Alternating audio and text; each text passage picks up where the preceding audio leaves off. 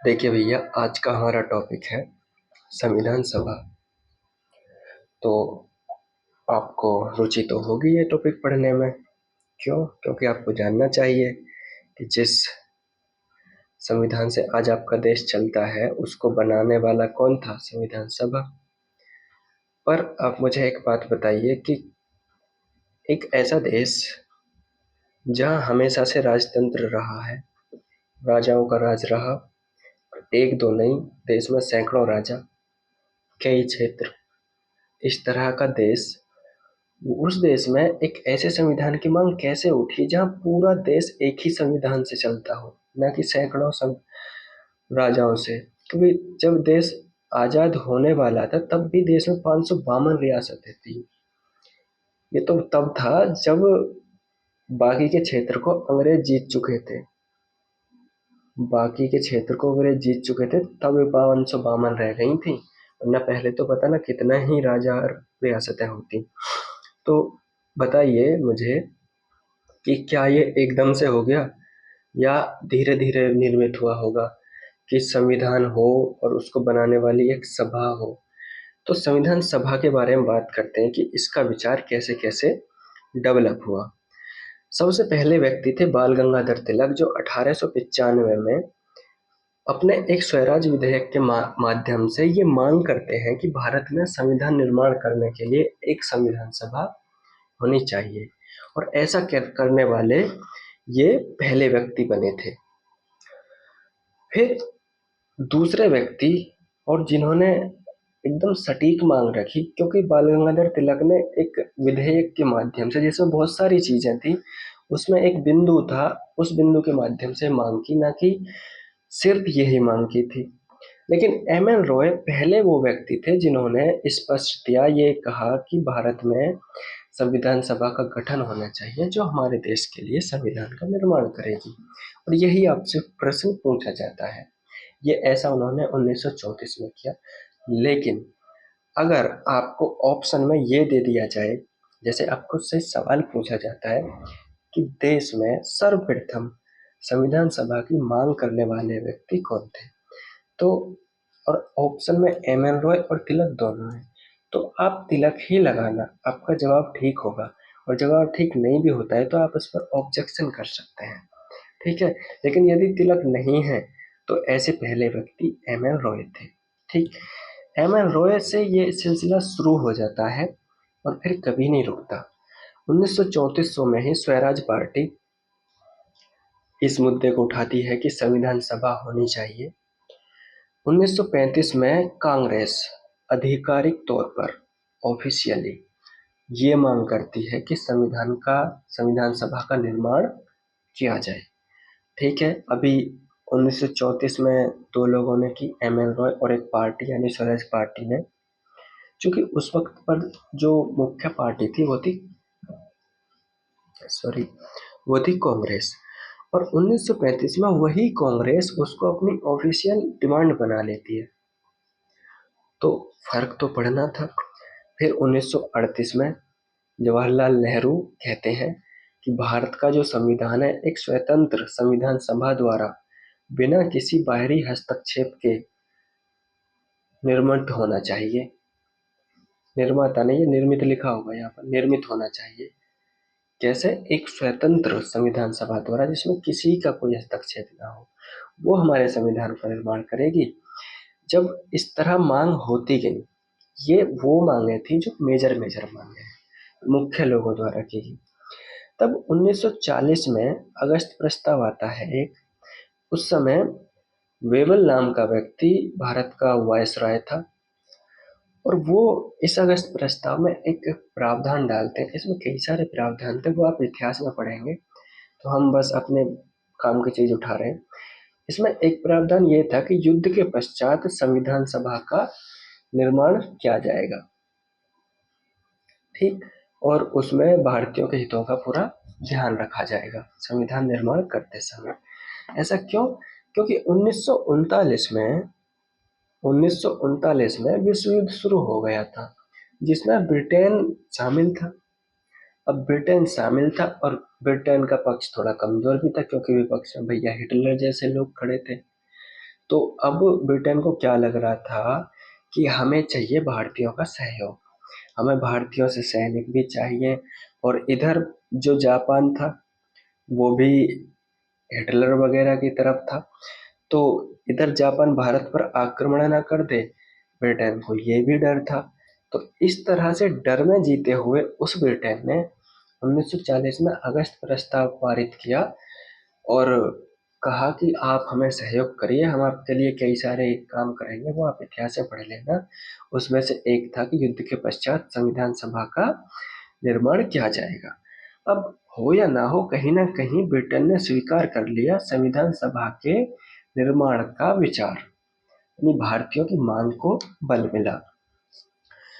अगस्त प्रस्ताव तो बाद में जाकर कैंसिल हो जाता है, भारतीय से ठुकरा देते हैं। 1942 में क्रिप्स मिशन आता है और वो भी यही सलाह देता है कि भाई देखो, युद्ध जब रुक जाएगा तो हम एक संविधान निर्माण करने वाली परिषद बनाएंगे और वो परिषद आपके लिए एक संविधान बनाएगी और उस संविधान से आपका देश चलेगा। भारतीय बोले ना ना, अब तो हमको स्वतंत्रता चाहिए, हम अपना संविधान और संविधान सभा खुद बना लेंगे। तो भारतीयों ने इसे भी ठुकरा दिया। ठीक। अब 1946 में, अब ब्रिटेन वाले फिर नहीं मान रहे, 1946 में वो कैबिनेट मिशन भेजते हैं और ये कैबिनेट मिशन एक योजना प्रस्तुत करता है संविधान सभा के निर्माण की। और ये योजना ठीक लगती है भारतीयों को, और उस वक्त की परिस्थितियों को देखकर जो भारत के बड़े बड़े या मुख्य मुख्य नेता थे वो इस बात को मान लेते हैं कि चलो ठीक है, इनकी बात मान लेते हैं और संविधान सभा निर्मित करते हैं और संविधान बनाना स्टार्ट करते हैं। तो हमारा मुख्य विषय रहा कैबिनेट मिशन, जिसमें या जिसके आधार पर हमारी संविधान सभा का निर्माण हुआ।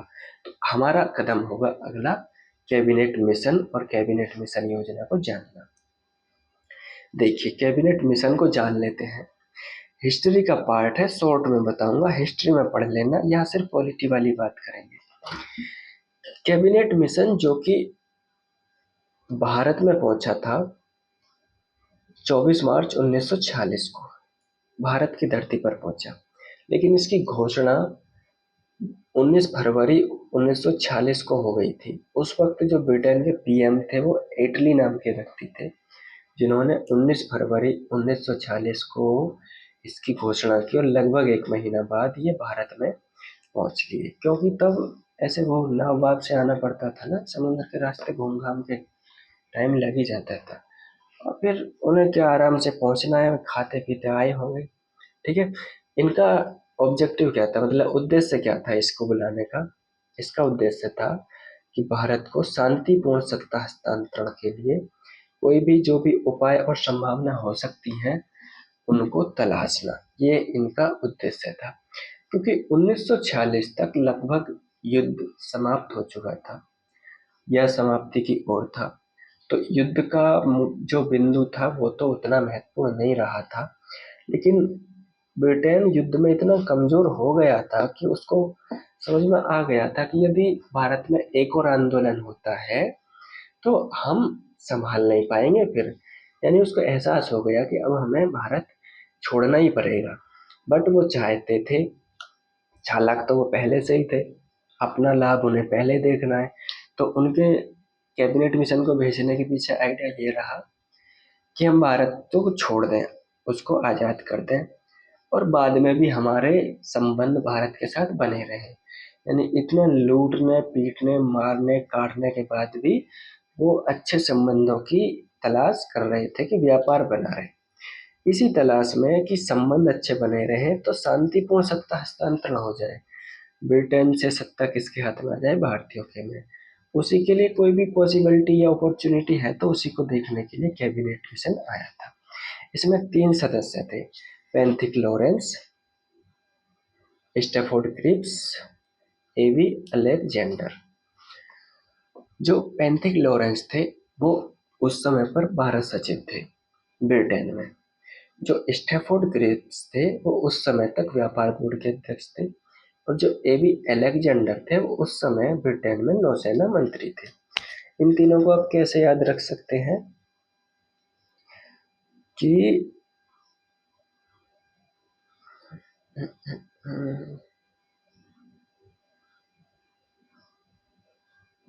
अच्छा, इसके लिए कोई ट्रिक बना लेना कि अब क्रिप्स लॉरेंस को पत्थर मारेगा, ऐसे करके बना लेना। अब क्रिप्स लॉरेंस को पत्थर मारेगा, ठीक बनेगी ना ट्रिक। अब क्रिप्स लॉरेंस को पत्थर मारेगा कैबिनेट में जाकर। अब क्रिप्स लॉरेंस को पत्थर मारेगा कैबिनेट में जाकर। हाँ ठीक है, रट गई। हाँ जी, तो अब बिंदुओं पर आ जाते हैं कि इसका भारत पहुंचना होता है 24 मार्च को, और ये अपनी जो अनुशंसाएं देते हैं, जो अपनी योजना प्रस्तुत करते हैं, वो 16 मई को। इन्होंने जो अनुशंसाएं दी उसको कैबिनेट मिशन योजना कहा गया।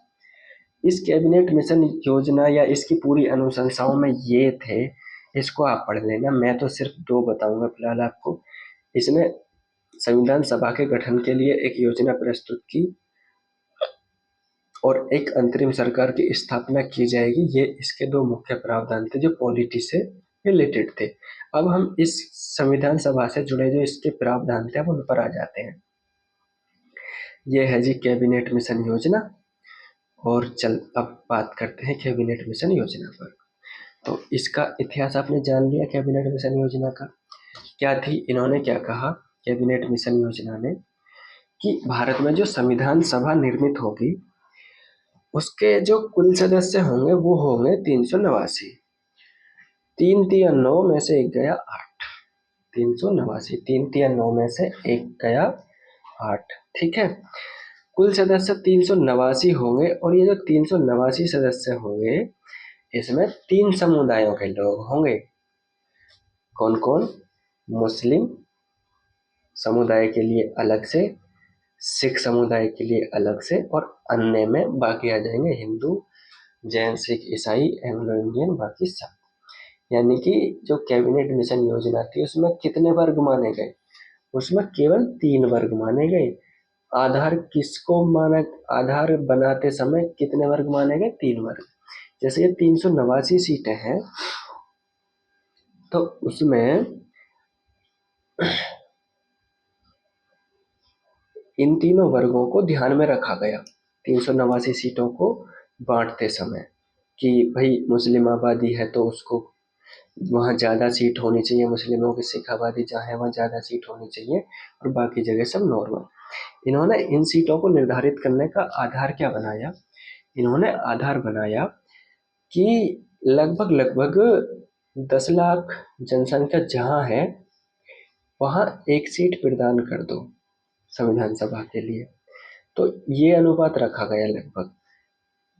आधार जो चुना कि कितने क्षेत्र को कितनी सीट दी जाए, तो इन्होंने कहा कि अगर किसी क्षेत्र में लगभग 10 लाख जनसंख्या है तो उसको एक सीट दे दो, 20 लाख जनसंख्या है तो वहां से 2 सीट दे दो, 30 लाख है तो 3 सीट दे दो। इस तरह जनसंख्या के अनुपात में चुना गया। कैसे चुना? तो उस क्षेत्र में जो प्रांतीय विधानसभा है, क्या है? प्रांतीय विधानसभा। उस क्षेत्र में जो प्रांतीय विधानसभा है उसके सदस्य जनसंख्या के आधार पर आनुपातिक प्रतिनिधित्व प्रणाली द्वारा सदस्यों का चयन करेंगे। आनुपातिक प्रतिनिधित्व प्रणाली क्या होती है हम संसद वाले टॉपिक में डिटेल में समझ लेंगे, अभी बस ऐसे ही समझ लीजिए कि आनुपातिक प्रतिनिधित्व प्रणाली अपनाई गई और किसने चुना संविधान सभा के सदस्यों को? प्रांत की जो विधानसभा थी उसके सदस्यों द्वारा, यानी कि प्रत्यक्ष निर्वाचन नहीं हुए थे। विधानसभा के जो सदस्य थे उन्होंने संविधान सभा के सदस्यों को चुना। तो ये जो 389 सदस्य थे इसमें बंटवारा कैसे हुआ कि 292 सीट तो दे दी गई भारतीय प्रांतों को, जो प्रांत बने हुए थे ब्रिटिश प्रांत, उनको 93 सीटें दे दी गई देशी रियासतों को। उस वक्त कितनी रियासतें थी स्वतंत्रता के समय? 552। उनको दे दी गई 93 रियासतें, और 4 सीटें मुख्य आयुक्त के राज्यों को दे दी गई। यानी कि जो ब्रिटिश, जैसे ये पूरा ब्रिटिश का क्षेत्र था, ब्रिटिशों के कंट्रोल में पूरा भारतीय क्षेत्र था, उसमें से 292 सीट तो दे दी गई वहां जहां गवर्नर का शासन था। किसका? गवर्नर का। गवर्नर समझते हैं ना आप, जो शुरू से गवर्नर चलते आए थे। और ऐसे 11 प्रांत थे। कितने? 11 प्रांत। लेकिन 4 मुख्य आयुक्त के प्रांत थे। मुख्य आयुक्त के प्रांत से क्या मतलब है? जैसे आज के टाइम पर आप यूनियन टेरिटरी देखते हैं ना, केंद्र शासित प्रदेश, जो सीधे केंद्र के कंट्रोल में होते हैं, और वहाँ उपराज्यपाल होता है या फिर लेफ्टिनेंट गवर्नर होता है, वहाँ का जो प्रशासक होता है, और वो रहते हैं लेकिन सीधे केंद्र के कंट्रोल में। तो वैसे 4 राज्य थे जो सीधे केंद्र के कंट्रोल वाले राज्य थे, और वहाँ मुख्य आयुक्त का शासन था। कौन कौन से वो 4 राज्य थे? उसमें एक था अजमेर, एक था दिल्ली, एक था कुर्ग, एक था बलूचिस्तान। अजमेर तो वही है राजस्थान वाला, दिल्ली वही है जो आज की दिल्ली है। ये कुर्ग उस वक्त का कुर्ग आज का कर्नाटक है। ठीक है, तो कुर्ग कौन सा एरिया है? कर्नाटक वाला एरिया। और ये बलूचिस्तान ये वही है जो आज पाकिस्तान में बलूचिस्तान है।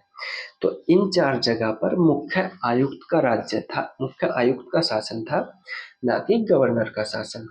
इस तरह 296 सीटें इनके लिए तो हुए थे चुनाव। और जो 93 देशी रियासतों की सीटें थी, ये हुए थे नॉमिनेट। नॉमिनेट मतलब यहाँ जो राजा थे वो जिसको कह देंगे कि भैया तू जा हमारी तरफ से संविधान सभा में, वही आ जाएगा, यानी निर्वाचन नहीं हुए थे। तो ये बाइफरकेशन, ये वर्गीकरण आपने देख लिया संविधान सभा में। संविधान के सभा के निर्माण से संबंधित जो बिंदु थे कैबिनेट मिशन योजना के, वो 3 थे। पहला कि कुल सदस्य संख्या 389 होगी, जिसमें 93 होंगे देशी रियासतों के और 296 होंगे प्रांतों के, और 296 में से भी 4 होंगे मुख्य आयुक्त के और 292 रहेंगे प्रांतों के, जो 11 प्रांतों में बटा हुआ था पूरा क्षेत्र। 4 मुख्य आयुक्त के जो राज्य थे वो ये थे। कुल सदस्य संख्या को 3 वर्गों में बांटा गया। वो वर्ग थे मुस्लिम, सिख और अन्य। याद रखिएगा, पूछ लेता है ऐसे ही जो की त्यों। कितने वर्ग माने थे कैबिनेट मिशन में? ऐसे पूछ लेता है, 3 माने थे। आधार क्या बनाया गया? जनसंख्या को आधार बनाया गया। किस अनुपात में? 1:10 लाख के अनुपात में, यानी 10 लाख की जनसंख्या पर 1 सीट। 10 लाख की जनसंख्या पर 1 सीट।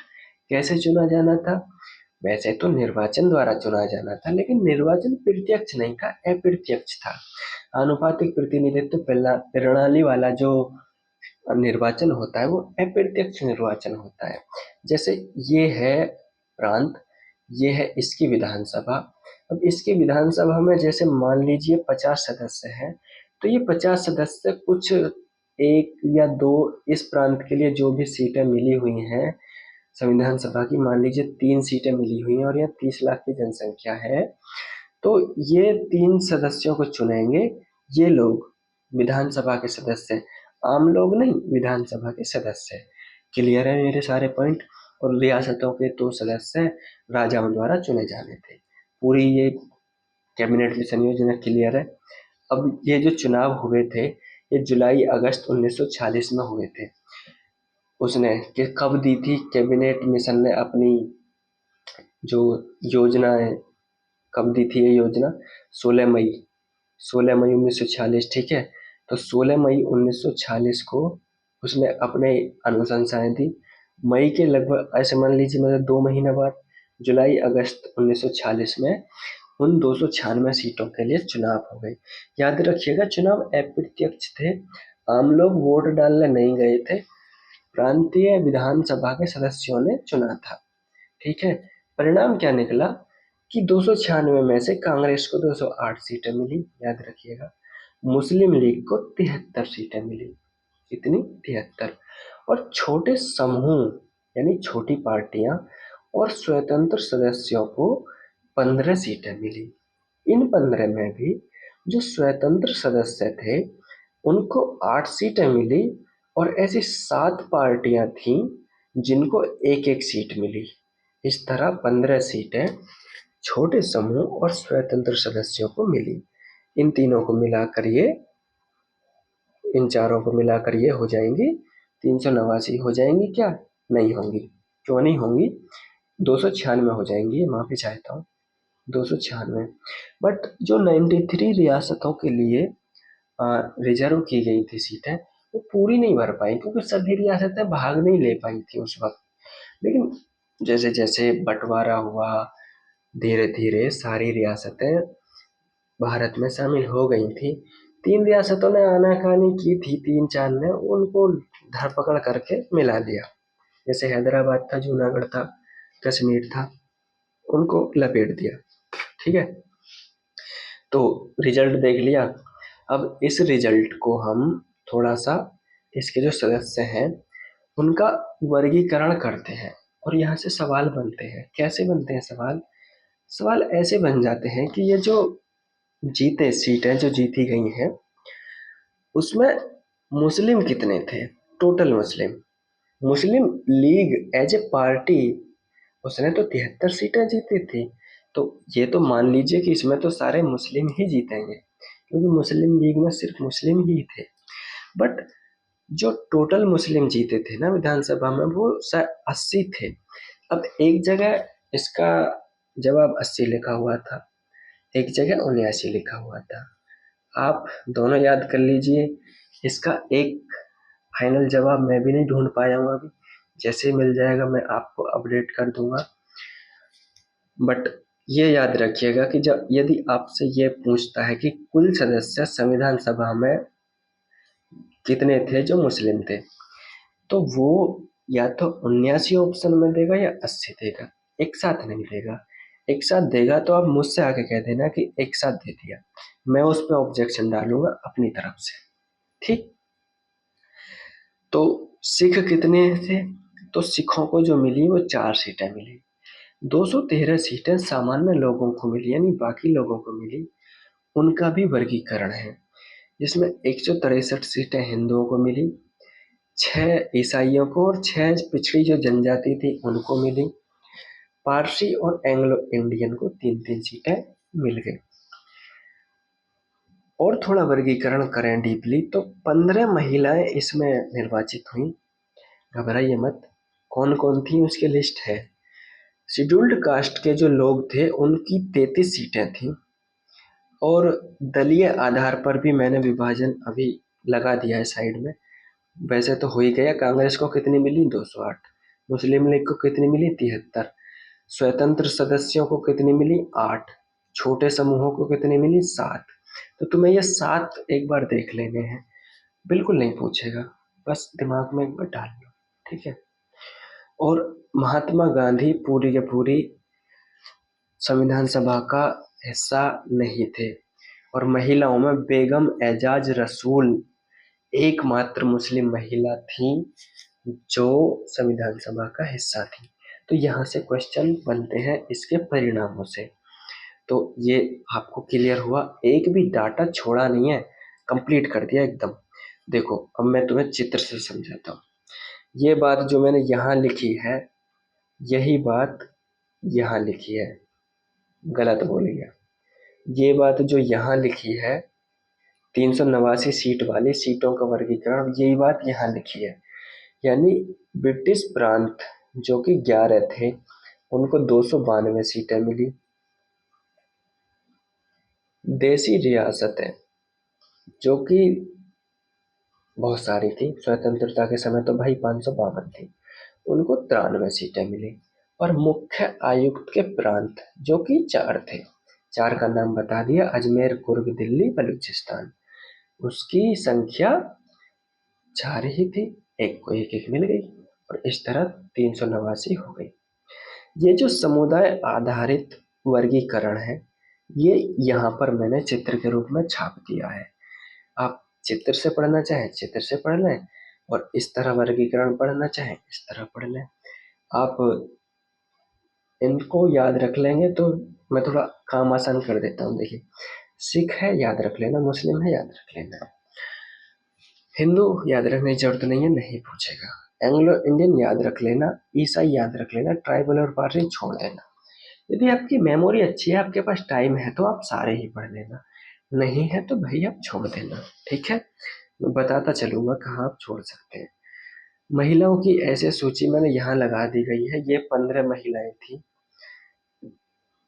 ये भाई सब महिलाओं की सूची इंग्लिश में, अच्छा ये हिंदी में और ये इंग्लिश में, एक बार दिमाग में डाल लेना। और ये लास्ट वाली जो 5-6 हैं इनको स्पेशल, क्योंकि इन्होंने बाद में चलकर कहीं राज्यपाल तो कहीं मुख्यमंत्री की भूमिका निभाई। जैसे कि राजकुमारी अमृता कौर थी, ये स्वास्थ्य मंत्री बनी थी। सरोजनी नायडू, सुचेता कृपलानी यूपी की सीएम बनी थी। विजय लक्ष्मी पंडित और लीला रॉय, कमला चौधरी, हंसा जीवराज मेहता, दुर्गाबाई देशमुख, बेगम एजाज रसूल, एकमात्र मुस्लिम महिला, एनी मास्करेन, हिंदी में दिक्कत है इंग्लिश में पढ़ना, एनी मैस्करेन, अम्मू स्वामीनाथन। ठीक है, एक बार बस देख लेना, एक दो बार ये रट जाएगा और ऑप्शन देख के आराम से एलिमिनेट हो जाए, ज़्यादा स्ट्रेस नहीं लेना है। ठीक है, तो जो दलीय आधार पर मैं बता रहा था, दलीय आधार पर विभाजन यानी पार्टी के आधार पर विभाजन, पार्टी के आधार पर विभाजन ये रहा। कांग्रेस को 208, मुस्लिम लीग को 273। ये तो मैंने ही इतनी बार बोल दिया, आपको रट गया होगा। स्वतंत्र जो सदस्य थे उनको 8 मिली और ये 7 सीटें सबको एक एक मिली है। कोई भी पार्टी का नाम आ जाए उसको एक ही सीट मिली है। ठीक है, ऐसे पूछ ले कि डैश डैश पार्टी को कितनी सीट मिली, तो ये तो आपको पता ही है, स्वतंत्र सदस्यों का भी आपको याद हो ही गया होगा। तो अब मान लीजिए आपको ये नहीं पता और पूछ ले कि कितनी सीट मिली थी, तो एक उत्तर में लगा देना, बात खत्म। फिर भी अगर आप इन्हें देखना चाहें तो देख सकते हैं, मेरे साथ पढ़िए। यूनियनिस्ट पार्टी को 1, यूनियनिस्ट मुस्लिम, यूनियनिस्ट शेड्यूल्ड कास्ट, और तो 3 तो ये यूनियनिस्ट ये हो गई, जिनमें यूनियनिस्ट शब्द आ रहा है, 3 पार्टी तो यही हो गई। एक में यूनियनिस्ट पार्टी, एक में यूनियनिस्ट मुस्लिम्स, एक में यूनियनिस्ट शेड्यूल्ड कास्ट। अब थोड़ा सा आगे बढ़ते हैं। कृषक प्रजा पार्टी, एक पार्टी ऐसी भी थी जो कृषकों की प्रजा थी और उसको एक सीट मिली थी, ऐसे करके याद रख लो। शेड्यूल्ड कास्ट फेडरेशन सिख जो कि नॉन कांग्रेस थे, और कम्युनिस्ट पार्टी, इन सबको क्या मिली, एक एक सीट। तो इस तरह से एक वर्गीकरण हमने कर दिया। इंपॉर्टेंट है, यहाँ से क्वेश्चन बनते हैं, ध्यान से पढ़ लेना। अब देखिए, हमने इतिहास पढ़ा और जो कैबिनेट यानी कि जिसने जिस आधार पर संविधान सभा बनी, हमने वो आधार भी पढ़ लिए। अब संविधान सभा बन गई, उसका चुनाव हो गया, वो बन भी गई। अब संविधान सभा क्या करेगी, बताइए क्या करेगी? संविधान बनाएगी और क्या करेगी? तो संविधान बनाने के लिए उसे क्या करना पड़ेगा, उसे बैठक करनी पड़ेगी, सत्र करने पड़ेंगे। तो करा दें बैठक और सत्र। चलिए, तो हम अब बढ़ते हैं संविधान के कार्य संचालन की ओर। बैठक और सत्र का अंतर समझ लीजिए। वर्तमान में आपने अच्छे से सुना होगा कि ये बजट सत्र है, ये मानसून सत्र है, और ये क्या, शीतकालीन सत्र है। तो सत्र एक लंबी अवधि होती है जो कई सारी बैठकों से मिलकर बनी होती है। बैठक क्या होती है, एक पर डे की मीटिंग होती है, यानी एक दिन में कोई भी जो संगठन है वो बैठकर जो भी बातचीत वार्ता करता है उसको बैठक कहते थे। बैठक एक ही दिन चलती है, लेकिन सत्र एक से ज्यादा दिन चलता है। तो यहाँ सत्र और बैठक आएगा, तो आप सत्र और बैठक में अंतर समझ गए। सत्र एक समूह है जो कई सारी बैठकों से मिलकर बनता है। आगे बढ़ते हैं। संविधान सभा की पहली बैठक, संविधान सभा की पहली बैठक, स्टार मार्क कर लो, क्वेश्चन यहाँ से बनते रहेंगे। कभी भी आपका एग्जाम आसान लेवल का है चाहे आपका एग्जाम हार्ड लेवल का है, इस टॉपिक से क्वेश्चन बनते रहेंगे और इस टॉपिक से क्वेश्चन बाहर नहीं जाएगा, इस बात की गारंटी है। संविधान सभा की पहली बैठक 9 दिसंबर 1946 को हुई थी। चुनाव कब हुए थे, जुलाई अगस्त 1946 में। तो पूरा फाइनल होते होते पहली बैठक कब हुई, 9 दिसंबर 1946। मुद्दा यह भी था लीड बैठक होने का, क्योंकि मुस्लिम लीग आनाकानी कर रही थी। कभी कह रही थी कि हम इसमें शामिल होंगे संविधान सभा में, फिर कहती है कि नहीं होंगे, और उसने वही किया। जब 9 दिसंबर को पहली बैठक हुई तो इसमें मुस्लिम लीग शामिल नहीं हुई, इसलिए इसमें सिर्फ 211 सदस्यों ने भाग लिया और इसमें सारी रियासतें भी नहीं आ पाई। जैसा कि मैंने कहा कि रियासतों ने शुरू में थोड़ी झिझक दिखाई इसमें भागीदारी करने में, लेकिन बाद में सब आ गई थी। तो पहली बैठक की बात करते हैं। इस पहली बैठक के अध्यक्ष कौन थे? तो पहली बैठक के अध्यक्ष सच्चिदानंद सिन्हा को चुना गया, लेकिन ये अस्थायी अध्यक्ष थे। क्या अस्थायी? क्यों? क्योंकि जब पहली बैठक हुई तो भाई वो डिसाइड नहीं कर पाए कि हमारा अध्यक्ष कौन होगा। तो एक देश है जिसका नाम है फ्रांस। फ्रांस में क्या होता है कि जब उन्हें कोई बैठक करनी होती है और उसका अध्यक्ष चुनना है तो उनका सबसे सिंपल फंडा है कि वो कहते हैं भैया हाथ खड़े कर दो किसकी उम्र सबसे ज्यादा है, और उसमें एक वृद्ध सा व्यक्ति हाथ खड़ा कर देगा, उसको कहेंगे वरिष्ठतम व्यक्ति। ठीक है, उसको वो क्या कर देते हैं, अध्यक्ष घोषित कर देते हैं।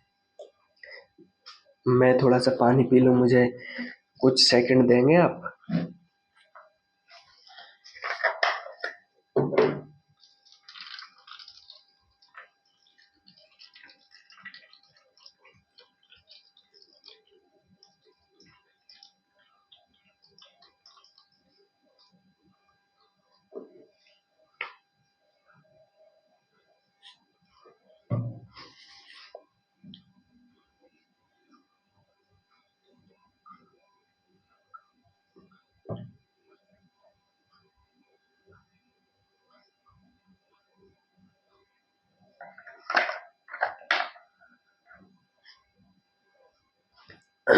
हाँ जी, चलिए शुरू करते हैं फिर से। हाँ, तो अध्यक्ष कैसे चुना? अस्थायी चुना, फ्रांस की तर्ज पर, जिसकी उम्र सबसे ज्यादा, वरिष्ठतम को अध्यक्ष चुन लिया। इसके उपसभापति भी थे, ऐसे ही याद रखना, उपसभापति, उपाध्यक्ष मत याद रखना, उपसभापति। प्रथम मनोनीत उपसभापति जो थे, पहली बैठक में थे ये, उनका नाम था फ्रैंक एंथनी। ये PYQ है, एक आया हुआ सवाल है। ठीक है, तो चुन तो ये कुछ भी, निर्वाचन तो किसी का भी कर नहीं पाए थे, ना अध्यक्ष का ना उपसभापति का, तो उसको मनोनीत कर लिया गया। ठीक है, कि आप उपसभापति बन जाइए, आपके लिए फ्रैंक एंथनी उनका नाम था। तो प्रथम मनोनीत उपसभापति जो थे पहली बैठक के, वो थे फ्रैंक एंथनी। मैंने बता दिया 211 सदस्यों ने भाग लिया था, मुस्लिम लीग ने बहिष्कार किया, और जैसा कि मैंने बोला कि बहुत सारी रियासतों ने भागीदारी नहीं की थी, लेकिन बाद में अधिकांश ने कर ली थी। लेकिन हैदराबाद जो रियासत थी वो अपनी बात पर अड़ा रहा, और वो कभी भी संविधान सभा में पार्टिसिपेट नहीं किया। उसको तो कान पकड़ के जबरन पोलो मिशन चलाकर भारतीय संघ में शामिल किया था बाद में। ठीक, चलो जी, पहली बैठक हो गई। पहली बैठक से जुड़ी कोई समस्या? ना जी, मुझे नहीं लगता कि कोई समस्या होगी। दूसरी बैठक पर आते हैं। 2 दिन बाद दूसरी बैठक होती है, यानी 9 दिसंबर के बाद 11 दिसंबर 1946 को। अब 2 दिन का इन्हें टाइम मिल गया, तो भैया अब इन्होंने अपना स्थायी अध्यक्ष चुन लिया। किसे चुन लिया? राजेंद्र प्रसाद को। किस्मत इनकी इतनी अच्छी है कि ये ही राष्ट्रपति भी बन जाएंगे। ठीक है, तो इसके अध्यक्ष बन गए, स्थायी अध्यक्ष, और इन्होंने अब स्थायी उपाध्यक्ष भी चुन लिया।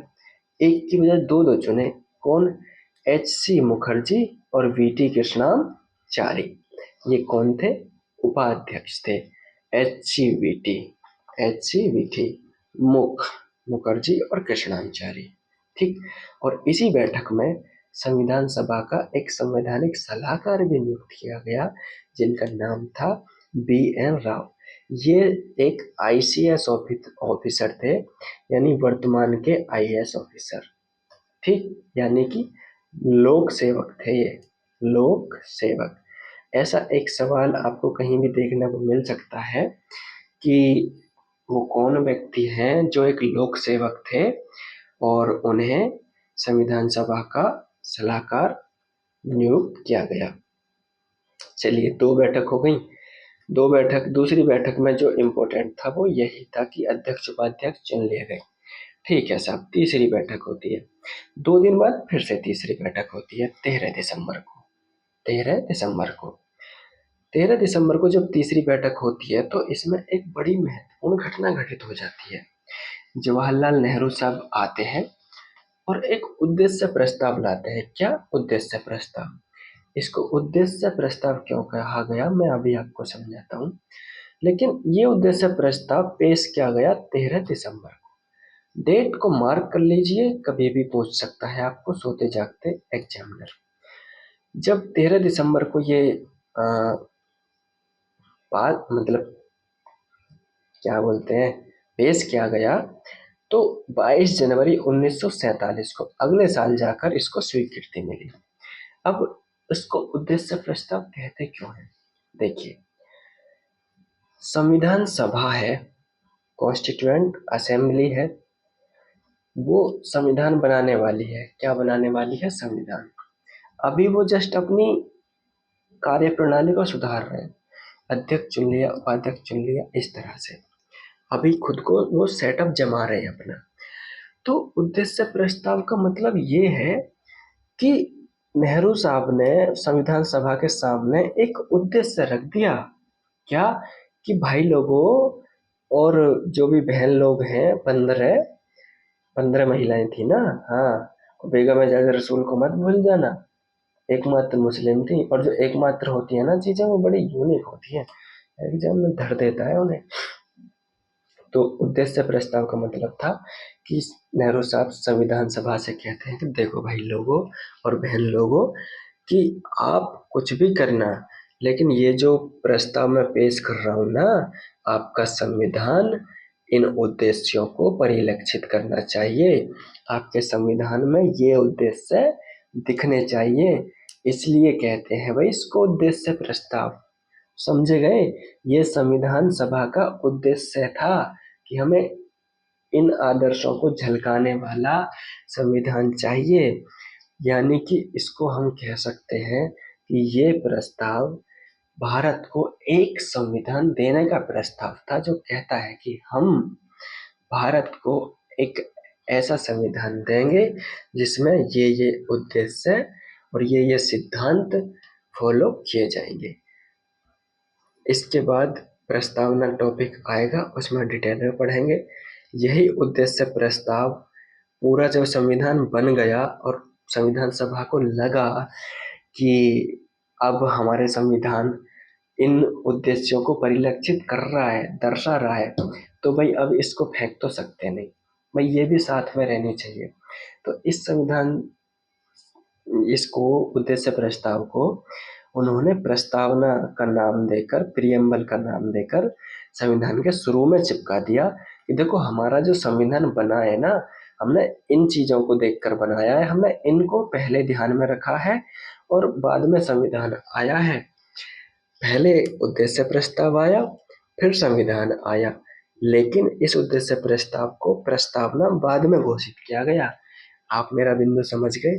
बस आप समझ जाने चाहिए।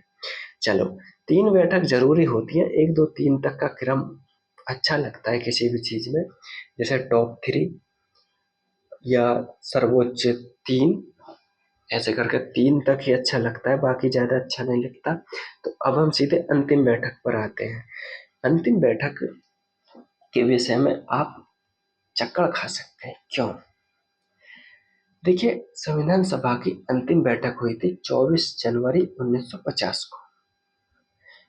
संविधान लागू होने से पहले, यानी गणतंत्र दिवस से 2 दिन पहले संविधान सभा की अंतिम बैठक हुई थी 24 जनवरी 1950 को। इस दिन क्या हुआ था कि इस दिन संविधान सभा के सदस्य आए साथ मिलकर और उन्होंने संविधान पर साइन किए कि और ये घोषित किया कि ये संविधान अब से पूर्णतः लागू हो जाएगा 2 दिन बाद। ठीक है, तो क्यों आए थे 24 जनवरी को आपको समझ में आ गया। और जो अंतिम बैठक पर जिन्होंने साइन किए थे, ऐसे लोगों की संख्या 284 थी मात्र।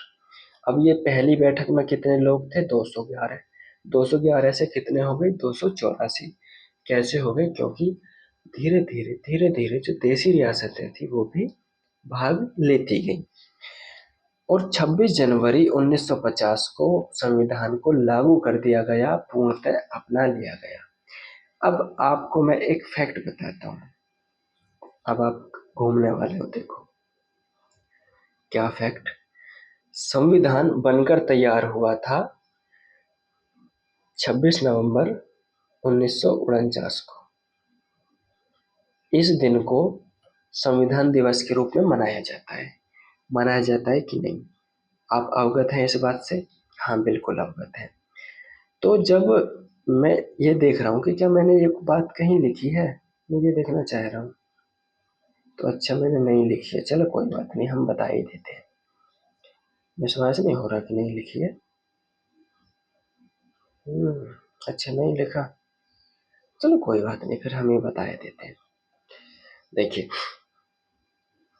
आपको पता है कि संविधान का निर्माण कब हो गया था? 24 नवंबर 1949 को संविधान का निर्माण हो गया।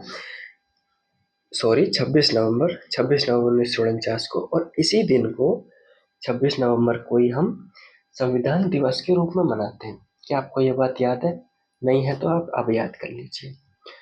इस दिन जब आप प्रियम्बल पढ़ेंगे, प्रस्तावना पढ़ेंगे संविधान की, तो आप उसमें अंत में देखेंगे कि हम इस संविधान को 26 नवंबर 1949 मिति मार्ग शीर्ष शुक्ल और कैसे बोलते हैं विक्रम संवत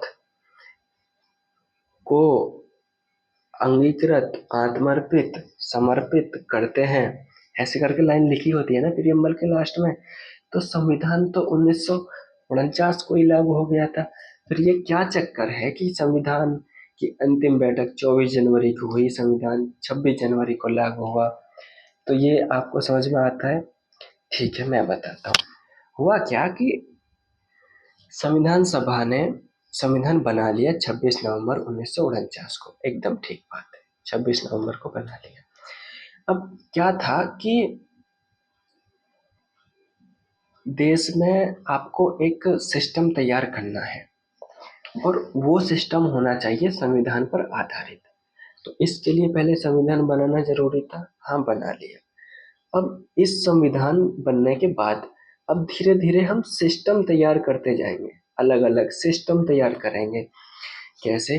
तो क्या हुआ कि 26 नवंबर को कुछ प्रावधान 26 नवंबर को कुछ प्रावधान लागू कर दिए गए। कौन कौन से प्रावधान?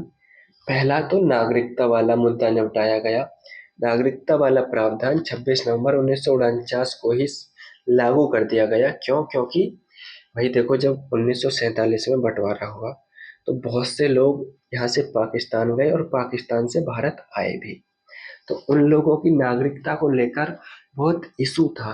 यदि आपको कभी टाइम मिले ना तो उस वक्त के बारे में जानने का प्रयास करना, कितनी मुश्किलों का दौर था वो। लाखों लोगों को ऐसे टेंट लगाकर रखा गया था, कुरुक्षेत्र वाले रीजन्स में, पश्चिम बंगाल वाले रीजन्स में, इस तरह से। तो वो बहुत बुरा दौर था। तो सबसे पहले नागरिकता के इशू को संबोधित किया गया, उसके जो अनुच्छेद थे उनको लागू कर दिया गया। अनुच्छेद तो हम बाद में पढ़ लेंगे, इस पर ध्यान नहीं देना है। और दूसरा था निर्वाचन। ये तो सबसे जरूरी था। क्यों? क्योंकि पूरा संविधान ही इस बात पर आधारित है कि जो देश चलाएगी वो निर्वाचित सरकार चलाएगी। तो निर्वाचन का प्रावधान तो जरूरी था, वो तो लागू होना बहुत जरूरी था।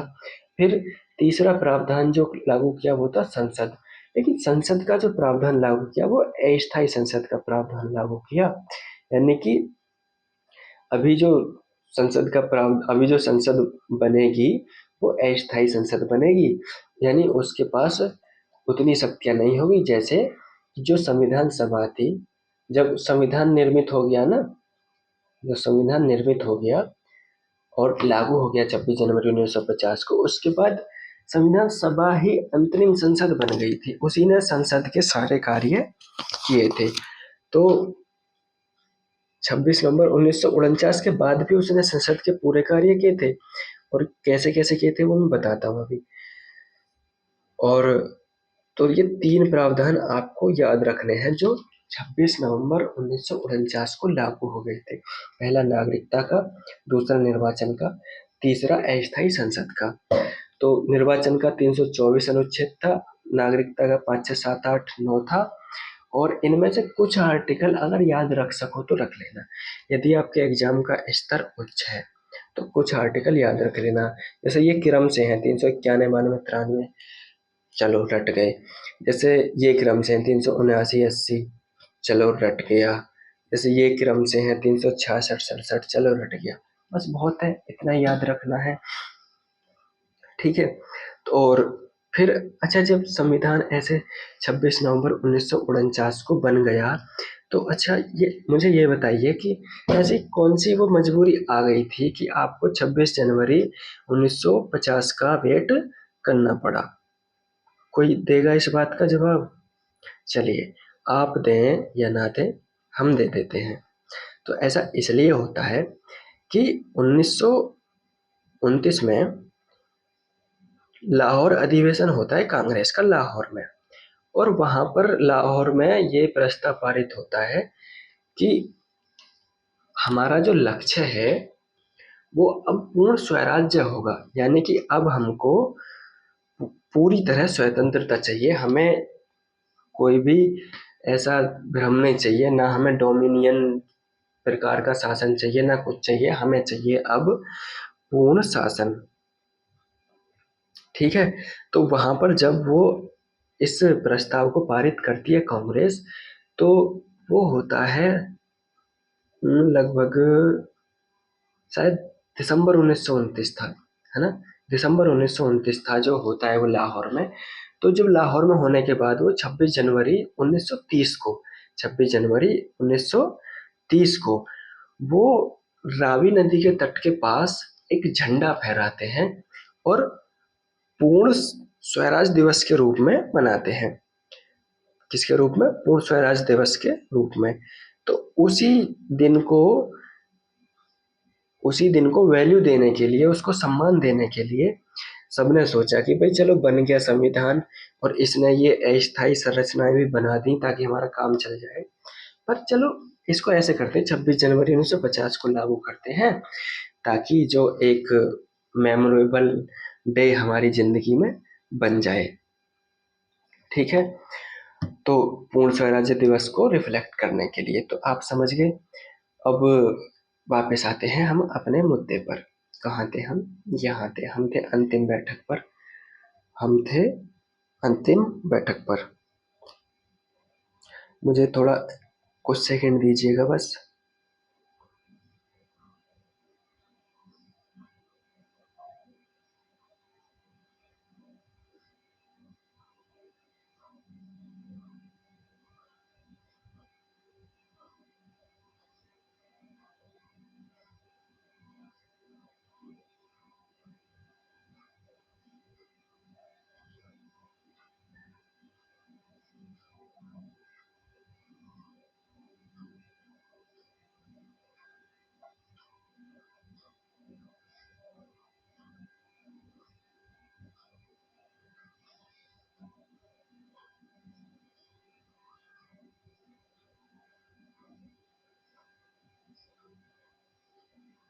हाँ जी, चलिए वापस आते हैं।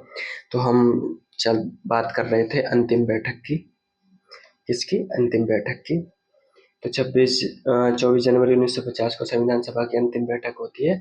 इस पर 284 सदस्य हस्ताक्षर करते हैं और 26 जनवरी को संविधान को लागू करते हैं।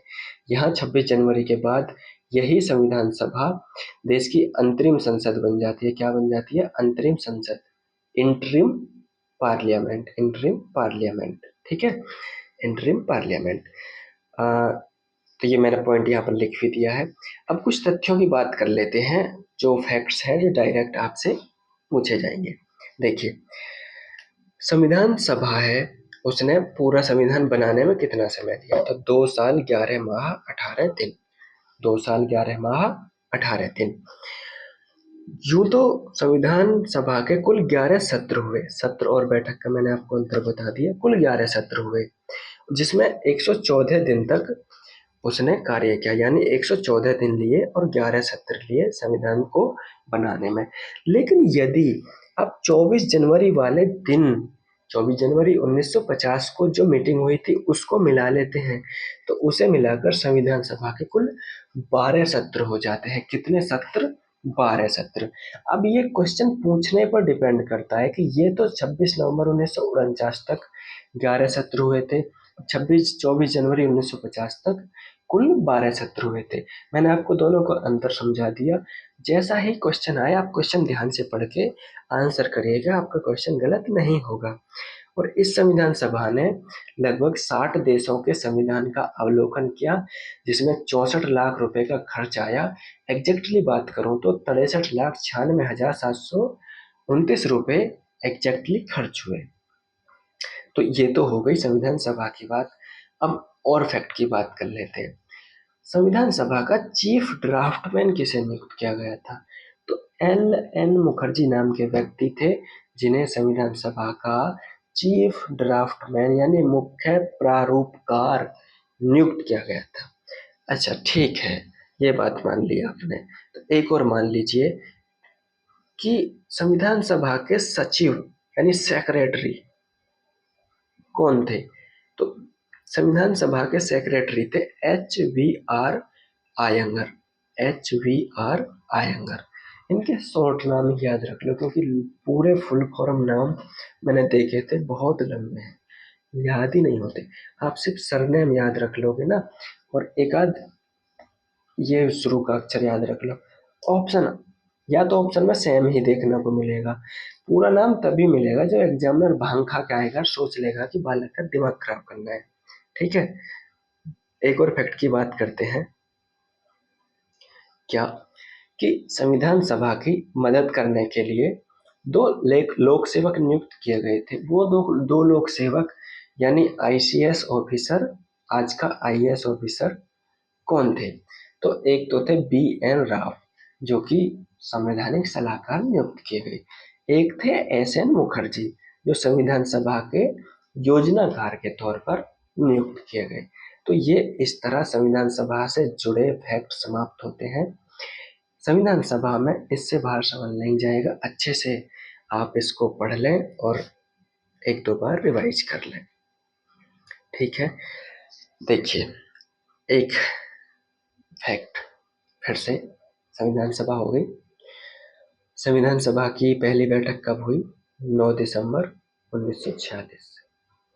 बट बट आप जानते हैं कि 1946, आप जानते हैं कि 15 अगस्त 1947 को हमारा देश आज़ाद हुआ। और ना सिर्फ देश आज़ाद हुआ बल्कि देश बटा भी। एक तरफ भारत बनता है और एक तरफ पाकिस्तान। तो जब जिस देश का बंटवारा जिस अधिनियम के द्वारा किया गया, उस अधिनियम का नाम था भारत स्वतंत्रता अधिनियम 1947। इस अधिनियम के बारे में ऐतिहासिक पृष्ठभूमि वाले टॉपिक में डिटेल में पढ़ेंगे। अभी फिलहाल यहाँ इसकी जरूरत के हिसाब से बात कर लेते हैं। तो इस अधिनियम के द्वारा देश को दो भागों में बांट दिया गया और स्वतंत्र कर दिया गया। अब जब देश दो भागों में बटा है तो क्या संविधान सभा पर फर्क पड़ेगा? पड़ेगा बिल्कुल। तो यही मैं कह रहा हूँ यहाँ कि जब ये अधिनियम पारित हुआ तो इसने संविधान सभा में क्या परिवर्तन किए? पहला परिवर्तन कि सदस्यों की संख्या बदल गई। पहले सदस्यों की संख्या, कुल संख्या कितनी थी? 389। ये 389 से गिरकर रह गई सिर्फ 299। कितनी? 299। ठीक है, लगभग ये कितनी कम हो गई? 110 कम हो गई ना? नहीं, 90 कम हो गई। कितनी कम हो गई? लगभग 90 सदस्य कम हो गई। अच्छा, ये चले कहाँ गए 90 सदस्य? भाई साहब पाकिस्तान की यात्रा पर निकल गए। मुस्लिम लीग वाले सदस्य थे जो पाकिस्तान चले गए। अब इस 299 सीट में से भारतीय प्रांतों की कितनी सीट निर्धारित हुई? 229। और रियासतों के लिए 70। 552 रियासतों के लिए 70 सीटें निर्धारित हो गई। और जो भारतीय प्रांत थे जिसमें 11 प्रांत थे, ब्रिटिश प्रांत जो गवर्नरों के अधीन थे, और 4 प्रांत थे मुख्यायुक्त के प्रांत। उन उन इन 15 के 15 प्रांतों को 229 सीटें प्रदान की गई। तो एक परिवर्तन तो सीटों की संख्या में हुआ, और ये जो सीटों की संख्या थी ये 31 दिसंबर 1947 तक थी। 31 दिसंबर को जितनी संख्या थी वो यहाँ बताई गई है, क्योंकि देश कब आजाद हुआ था? 15 अगस्त को।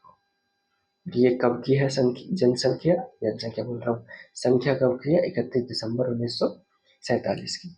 और क्या परिवर्तन किया? और एक ये परिवर्तन किया कि इसने संविधान सभा को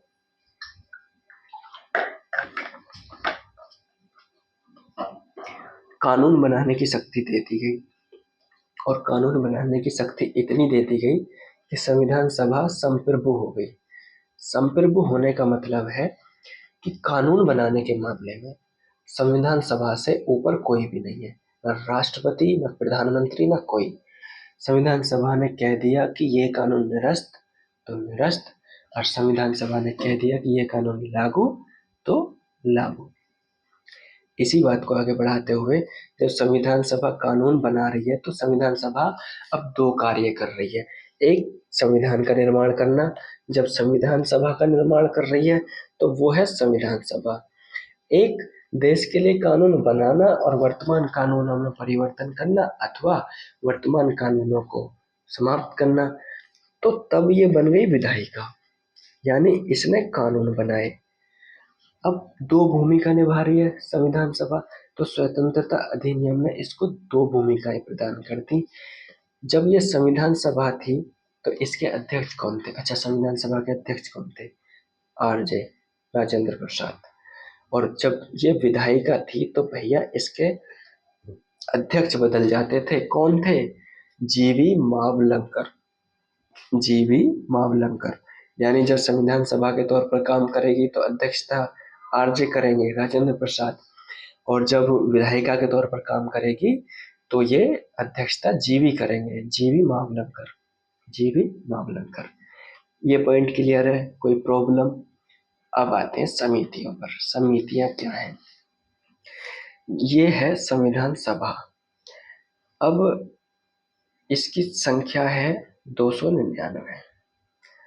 अब इसके पास ये विधायिका वाला काम भी कर रही है और भी बहुत सारे काम कर रही है, कानूनों को लागू भी कर रही है। तो इसने क्या काम किया कि इसने बहुत सारी समितियां बनाई। क्यों? ताकि ये अपने काम का बंटवारा कर सके। जैसे आज की वर्तमान समितियां हैं, तब भी वैसी ही समितियां थी। तो समितियां बनाई खूब, बहुत सारी। उसमें से वैसे सबसे इम्पोर्टेंट जो समिति थी वो थी प्रारूप समिति, जिसके बारे में हम अभी अध्ययन करने वाले हैं। उसी प्रारूप समिति ने संविधान का निर्माण किया था। तो इससे पहले कि हम प्रारूप समिति पर जाएं, हम थोड़ा सा समितियों के बारे में जान लेते हैं। क्या जान लेते हैं? उनके अध्यक्ष। क्योंकि इन समितियों की अध्यक्षता किसने की, इस तरह से सवाल छोटे और बड़े दोनों तरह के एग्जाम्स में बनते हैं। पहली 2 समितियों पर गौर करिएगा। एक है संघ शक्ति समिति, दूसरी है संघीय संविधान समिति। इन दोनों की अध्यक्षता की थी जवाहरलाल नेहरू ने। अब आपका मस्तिष्क इतना अच्छा है कि आप इनको ऐसे ही याद रख सकते हैं कि संघ शक्ति समिति के अध्यक्ष थे जवाहरलाल नेहरू। तो उससे बढ़िया तो कुछ है नहीं, याद रखिए। वरना इसकी ट्रिक है कि जिस समिति के नाम में संघ आ जाए उसके अध्यक्ष नेहरू होंगे। ठीक है, क्या आ जाए? संघ। एक चीज फिट हो गई। दूसरी, प्रांतीय संविधान समिति। इसके अध्यक्ष कौन थे? सरदार पटेल, सरदार वल्लभ भाई पटेल। अब रटना चाहो रट लो, बाकी एक ट्रिक याद रख लो कि जिस समिति के नाम में प्रांत आ जाए, क्या प्रांत, तो आंख बंद करके वहां लगा देना पटेल अध्यक्षता, क्योंकि प्रांतों का पूरा जिम्मा वल्लभ भाई पटेल को सौंपा गया था और संघ का पूरा जिम्मा नेहरू साहब को सौंपा गया था। तो संघ से जुड़ी हुई जो समितियां थी उनकी अध्यक्षता की थी नेहरू साहब ने, और प्रांतों से जुड़ी जो समितियां थी उनकी अध्यक्षता की थी पटेल साहब ने। तो प्रांतों से जुड़ी एक और समिति थी, मैं अभी आपको देख के बताता हूँ।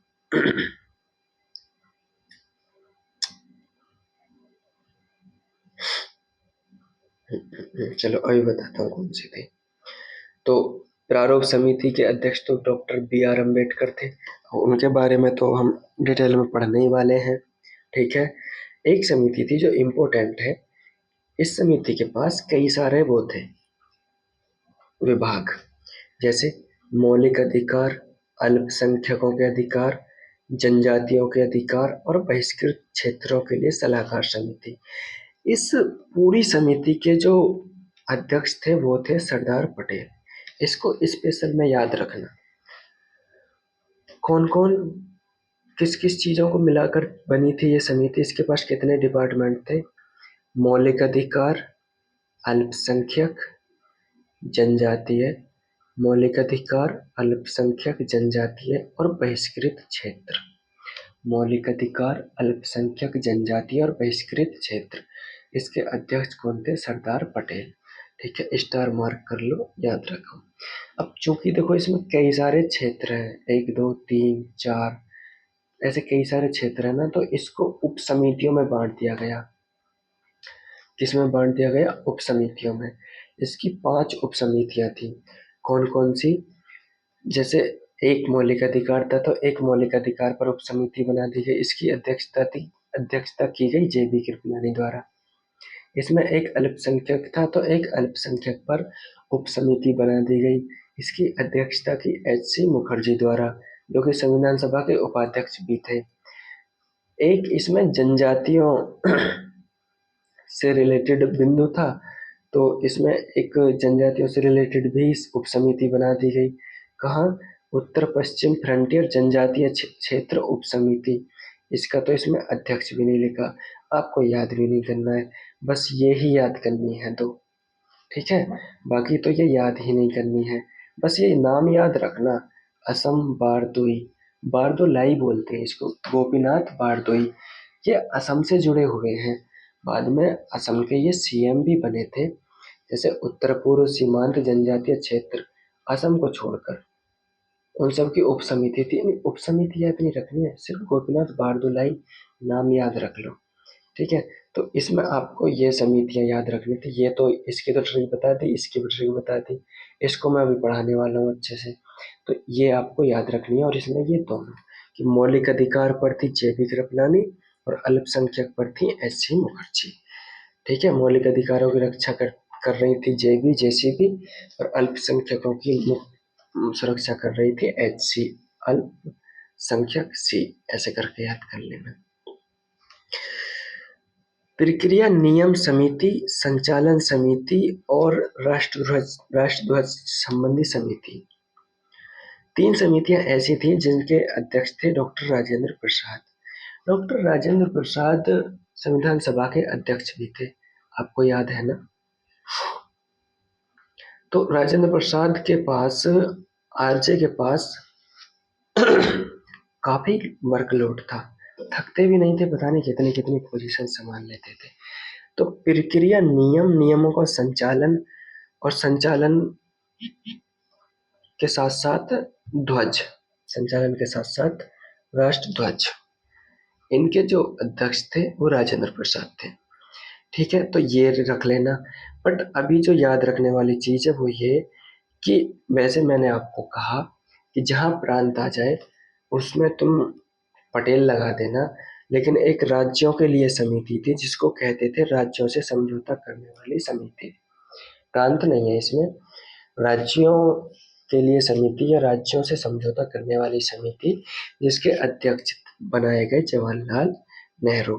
ठीक है, बाकी आपको ये जो है यहाँ ये मेजर कमेटीज हैं, बड़ी बड़ी, ये जो है यहाँ छोटी छोटी कमेटीज हैं। इसमें आपको मन करे पढ़ लेना, ना मन करे मत पढ़ना। राष्ट्रध्वज और वाली मैंने बता दी, बस इसमें कार्य संचालन समिति KM मुंशी रख लेना। देखना कार्य संचालन के KM है, कार्य से K और सिर्फ संचालन में राजेंद्र प्रसाद है, सिर्फ संचालन में राजेंद्र प्रसाद। इस तरह समितियां समाप्त होती हैं। प्रारूप समिति बहुत ही इंपॉर्टेंट है क्योंकि इसने संविधान का प्रारूप तैयार किया और उसको अंतिम रूप दिया। इसकी स्थापना स्वतंत्रता के 14 दिन बाद कर दी गई थी, यानी 15 अगस्त को आप आजाद हुए थे तो 29 अगस्त को इसकी स्थापना कर दी गई थी। इसमें टोटल 7 सदस्य थे। ध्यान रखिएगा, अक्सर पूछ लिया जाता है कितने सदस्य थे, 7। डॉक्टर भीमराव अंबेडकर इसके अध्यक्ष थे और बाकी के 6 सदस्य थे। इसमें 6 सदस्यों के नाम बड़े लंबे लंबे हैं, शॉर्ट में याद रखना। आयंगर अय्यर, आयंगर अय्यर, अय्यर आया, आयंगर अय्यर, ठीक है। के एम मुंशी सादुल्ला, मुंशी सादुल्ला, मुंशी सादुल्ला, ऐसे ही दिमाग में कई बार बोलोगे ना तो छप जाएगा। मुंशी सादुल्ला आयंगर अय्यर, ठीक। कितने हो गए? 4। 2 और बचे। एक थे टीटी कृष्णाचारी, लेकिन इनकी हो गई थी मृत्यु। अब सवाल ये भी बन सकता है कि प्रारूप समिति के वो कौन से सदस्य थे जिनकी मृत्यु हो गई थी और उनकी मृत्यु के कारण पद रिक्त हो गया था। अब पद रिक्त हुआ है, अब भैया पद रिक्त हुआ तो उनकी जगह कोई आएगा ही। डीपी की जगह, सॉरी, टीटी की जगह कौन आएगा? डीपी। टीटी की जगह कौन आएगा? DP. TT DP, TT DP, ठीक है, हो जाएगा यार, टीपी डीटी। और इनकी और डीपी जो आए थे वो मृत्यु की वजह से पद खाली हुआ था, ध्यान रखिएगा। प्रारूप समिति के एकमात्र व्यक्ति कौन थे जिन्होंने त्याग पत्र दे दिया था? वो थे बी.एल. मित्र। कौन? बी.एल. मित्र। इन्होंने त्याग पत्र दे दिया था जिसकी वजह से इनकी सीट क्या हुई थी? खाली। और जब सीट खाली हो गई तो इनकी जगह कौन आए थे? बी की जगह आए थे एन। बी की जगह टीटी की जगह आए थे DP, TT DP B N. B की जगह कौन आए थे? एन, एन माधव राव, ठीक है। प्रारूप समिति हो गई। प्रारूप समिति हो गई तो प्रारूप समिति ने प्रारूप बनाया होगा, बिल्कुल बनाया। कि कब स्थापना हुई थी? 29 अगस्त 1947, 29 अगस्त 1947 को ये गठित होती है और फरवरी 1948 को भैया ये पहला प्रारूप प्रकाशित कर देते हैं। यानी अगस्त तो छोड़ ही दो, 29 को ही है। सितंबर, अक्टूबर, नवंबर, दिसंबर, जनवरी, फरवरी, यानी लगभग 6 महीने और या फिर 6 महीने से कम समय इसने लिया पूरी प्रारूप समिति ने संविधान तैयार करने में, और कर दिया 6 महीने से कम समय में।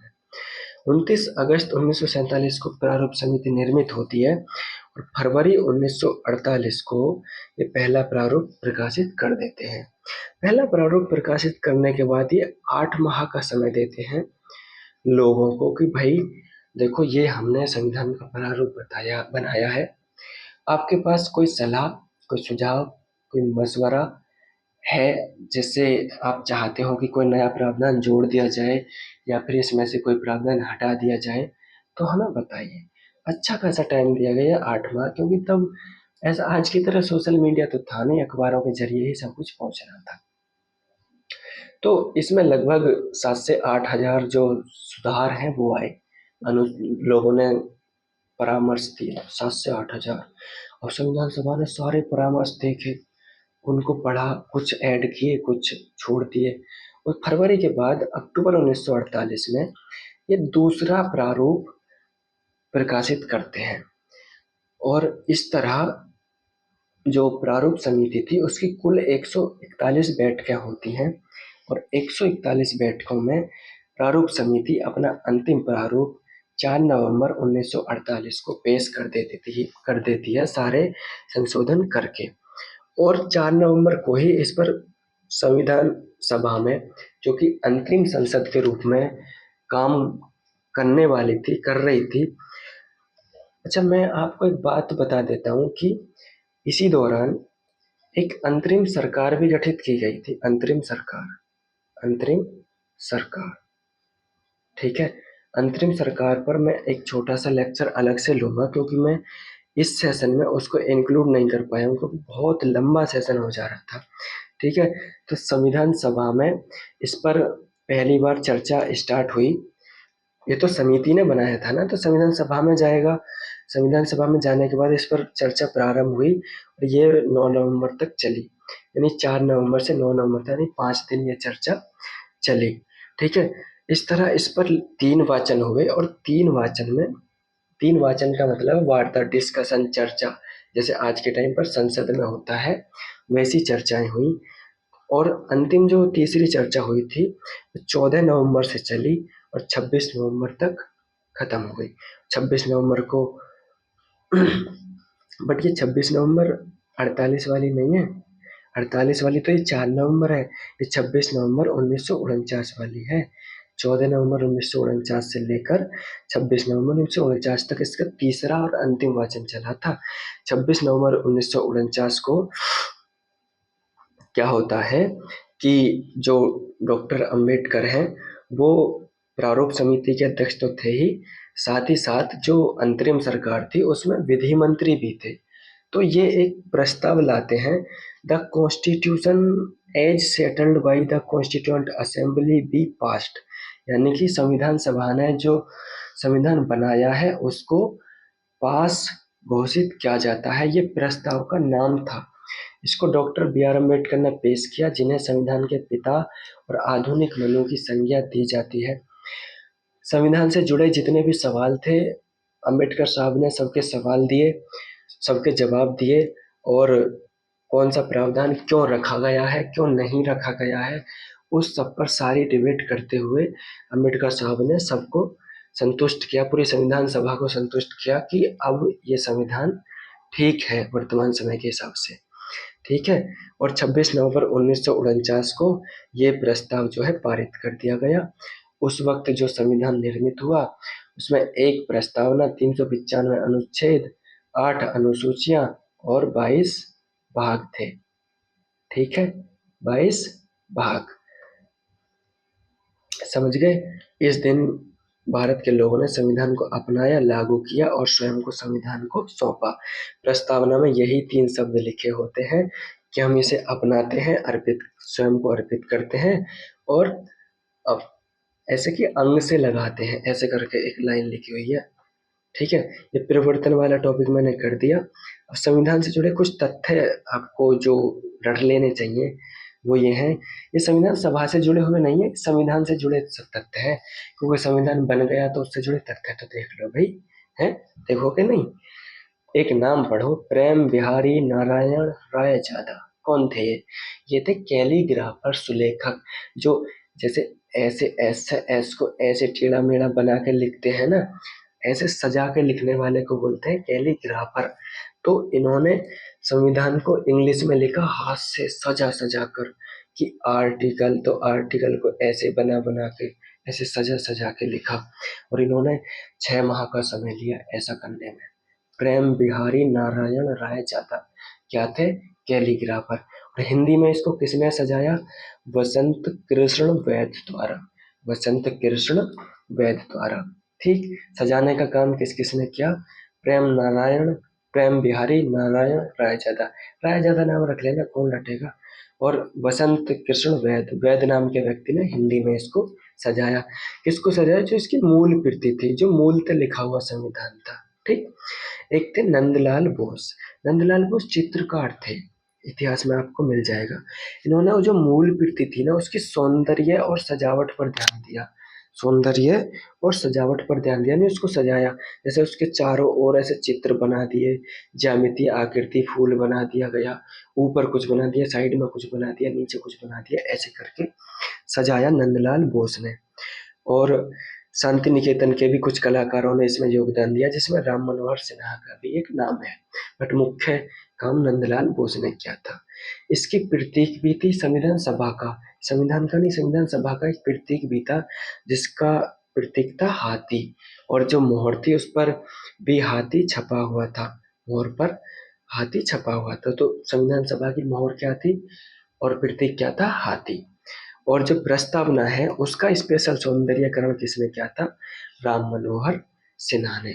इस तरह भैया ये पूरा होता है आपका चैप्टर।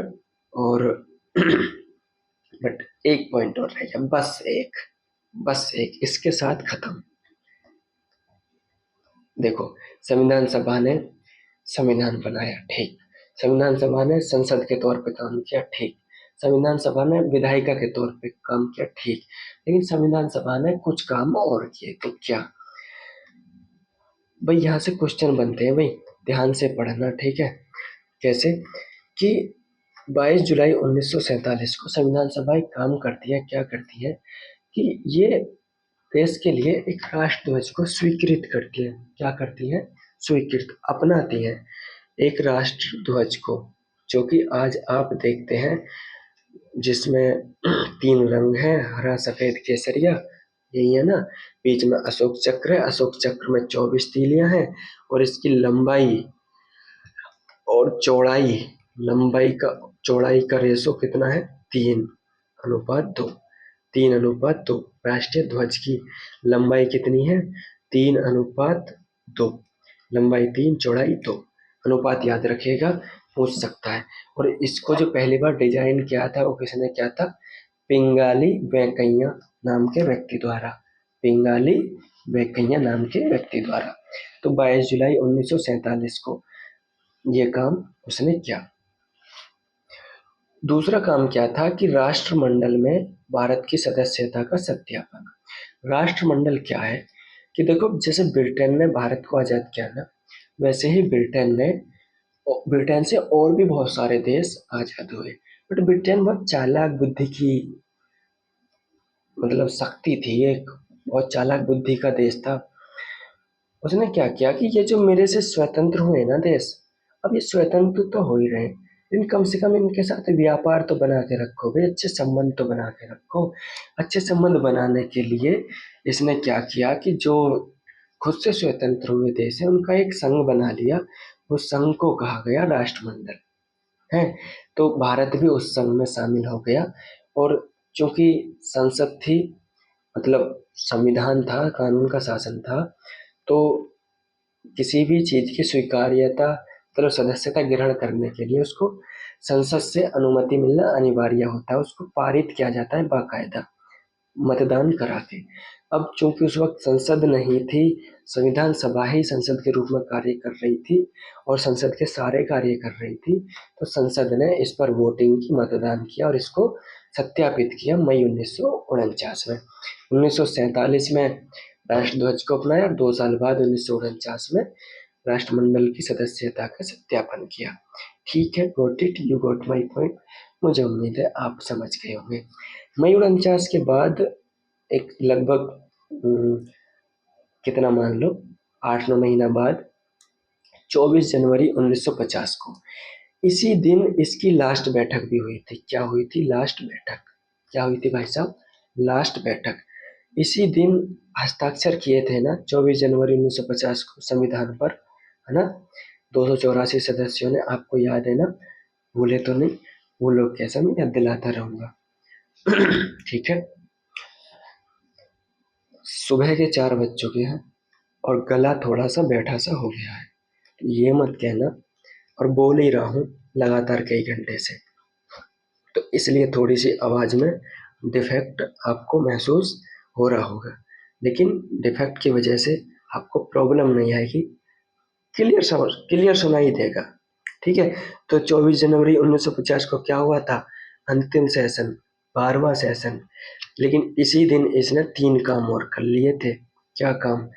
पहला, राष्ट्रीय गान को अपना लिया, देश के लिए एक राष्ट्रीय गान घोषित कर दिया कि ये हमारा राष्ट्रीय गान है। क्या है हमारा राष्ट्रीय गान? जनगण मन अधिनायक जय है। ठीक। तो इस राष्ट्रीय गान के बारे में आप नहीं चाहोगे कि आपको कुछ जानकारी मिले। इस राष्ट्रीय गान को रविंद्रनाथ टैगोर द्वारा लिखा गया था।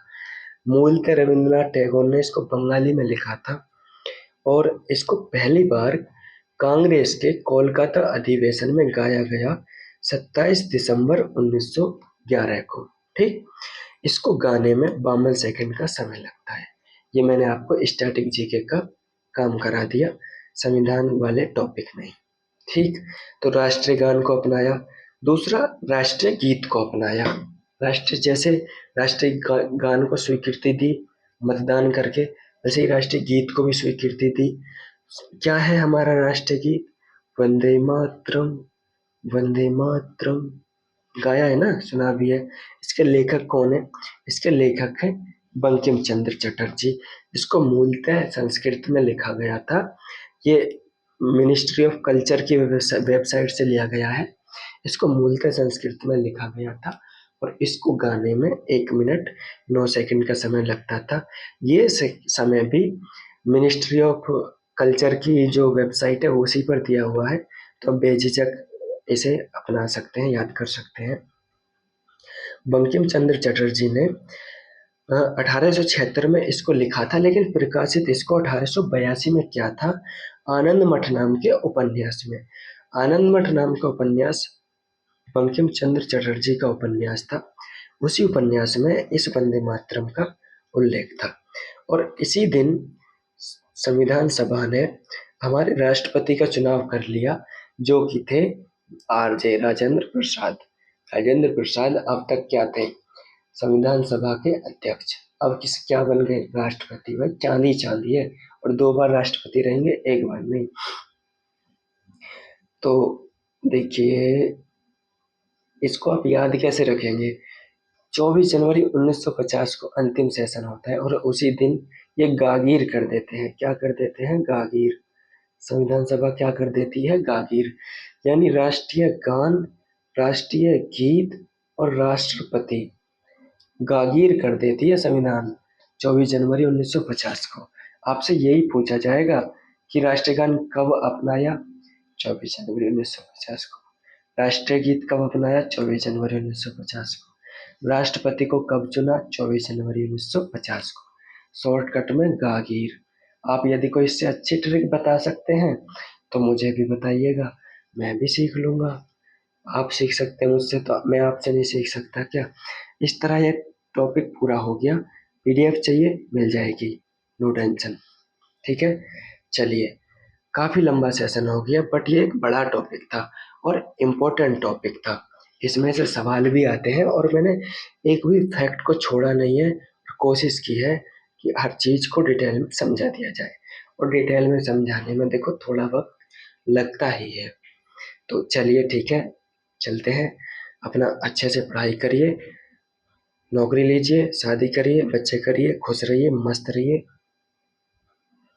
नमस्कार।